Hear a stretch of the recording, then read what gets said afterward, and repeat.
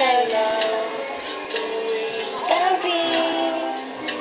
Masilayan lamang iyong mga ngiti at ika'y sasabihan. Bukas ng alas 7 sa dating tagpuan, buo ang araw ko. Marinig ko lamang ang himig mo, hindi mo magalap kung nasaan ka. Wala man tayong komunikasyon, magiging kasi